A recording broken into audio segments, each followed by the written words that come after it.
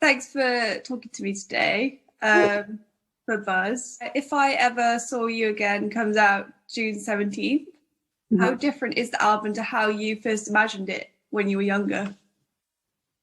Oh, that's a really good question. I thought it would be sooner. Because I've been writing since I was 14. So I really thought it would be sooner, but I've definitely put out lots of music, but it never felt like a complete body of work. It's quite a bold choice to have such a stripped back album as well as your first, I think, personally. I mean, lots of the people I love, like Joni Mitchell, Adele, Amy Winehouse, all their first albums were pretty much just no songwriters. Yeah. So that's kind of what I am more than anything. Like whether you've got a voice or not, like my songs are the thing that I do first and foremost. So it makes sense to me, but thank you. Do you feel like you focus on lyrics a lot more? It's less about lyrics and more about the song as a holistic whole thing. I think I start a lot with lyrics, but I'm so melody driven as well that it really is 50-50. I think it's the song as a whole. I'm less concerned about the production or what instruments are necessarily being used. Like I produce a lot of it, so I obviously care, but it's not my first thought. You were learning guitar in lockdown. Yeah. Did you find that giving yourself limitations of a new instrument helped write the album? Yeah, because I mean, I guess I should be clear in that's Jupiter was written in 2017. So some of these songs are quite old, but they just didn't have a place on an EP, so it just didn't make sense. But what did happen was I had lots of these songs in demo form in 2020, and then I wrote a couple more in the summer of 2020. But it was more so that I've always vocal produced, and I did a lot of that in lockdown because there were so many Zooms and recording stuff over the internet. But I haven't really produced, and my guitar skills were limited to 5 or 6 lessons I took when I was 18, and that was pretty much it. So when I actually sat down to okay, let me just pick this guitar up and actually learn some proper chords and do this properly, what I found was the production was easier because I was able to take a lot of the songs from the demo form that they were in to the finished version because I could play an instrument suddenly. You record it all in LA? No, I recorded some in Chepstow in my parents' house.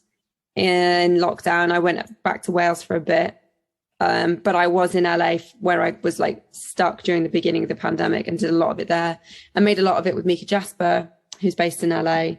So yeah, but there was actually some of the production was done in Sweden, some of the production was done in Finland, and other parts in the UK, just back and forth, and some of it in Germany as well, because I just have a lot of international collaborators I've met through just songwriting.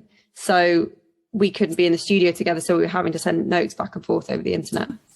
They writing a song online. 2 songs on the album written on Zoom. I can't believe that. That feels weird to me. But they're with collaborators I've worked with for a long time. I don't personally love writing songs online, but with Never Be Cool, I was writing with Charlie McLean, who I've known for 7 years or something, 6 years.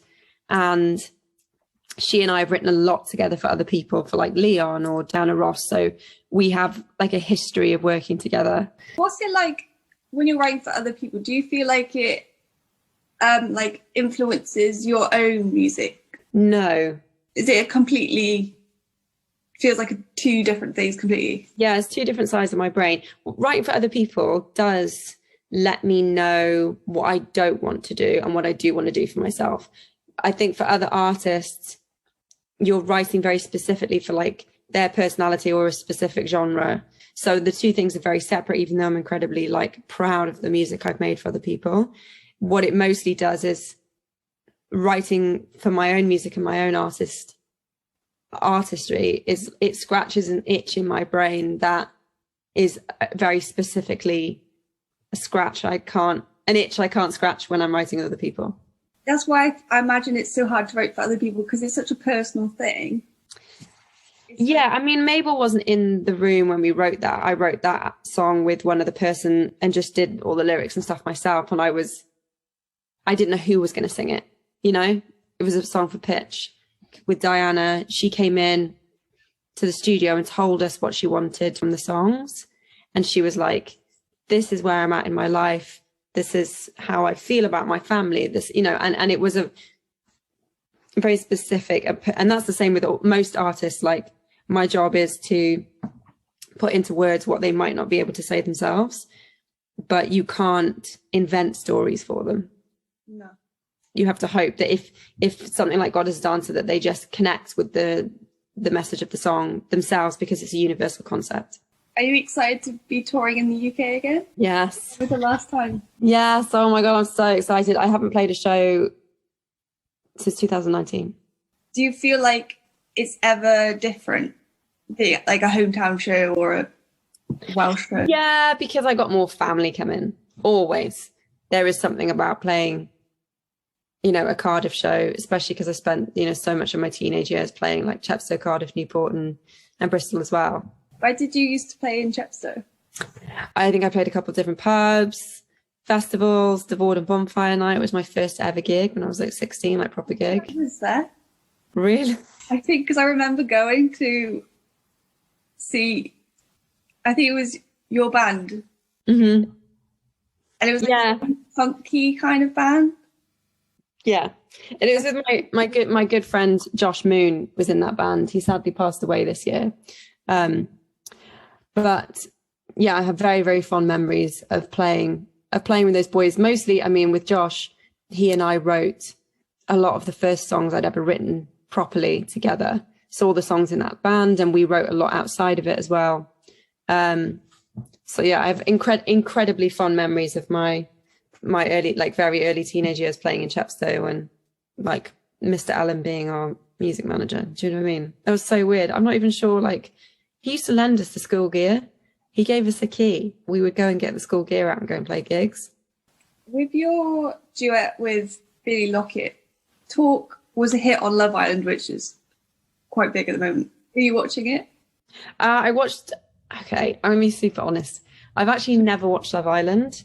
Not any of the seasons. The only thing I've ever seen is like on Twitter. But even when it was on, Talk was on, and so was another one of my songs last year. I hadn't watched the episode, and I found out when I was like in an airport. This year I've been writing with an artist called Nia, and she was like, mate, you need to watch Love Island, because they were talking about it in the session. So I went home and watched one episode the other day. And I'm a big fan of India. I think she's great.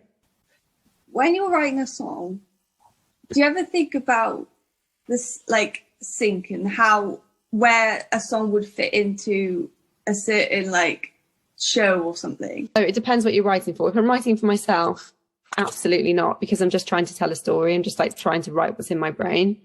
If I'm writing for TV and film, which is something I've done, then yeah, that's the whole point. So it really just depends. Well, thank you for speaking with me today. My pleasure. Thank you so much for having me. This is so sick. Chepstow to Chepstow. Love that. Thank you. Have a good day. Bye.